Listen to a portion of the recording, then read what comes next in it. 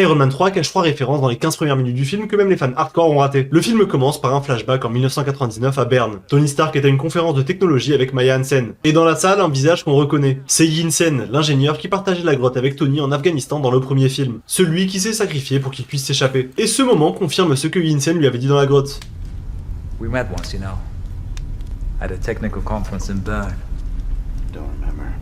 C'est précisément de cette conférence à Berne dont il fait référence. Et il ne s'en souvenait pas parce que Tony en 1999 c'est l'arrogant par excellence. Et dans cette même scène d'intro, Tony porte un name tag, un badge avec normalement son nom écrit. On le voit plus tard lorsqu'il quitte Maya Hansen, il est écrit You know who I am, tu sais qui je suis. À première vue, c'est juste le Tony qu'on connaît avec un ego surdimensionné. Sauf que dans le film Avengers qui sortait un an avant, Tony portait un t-shirt d'un groupe de rock, Black Sabbath. C'est Black Sabbath qui a fait le son Iron Man, et dans les premières secondes de cette musique, on entend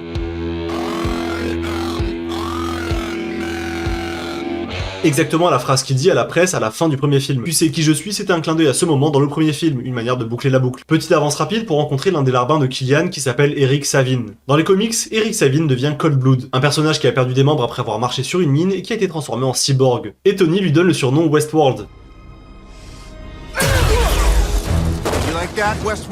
C'est une référence au film de 1976 où des androïdes tentent de prendre le pouvoir sur les humains. Et la série HBO adaptée en 2016 est super d'ailleurs, allez la voir. J'ai fait une vidéo complète sur Iron Man 3 pour le compte à rebours Doomsday, va la voir si tu veux la suite et abonne-toi.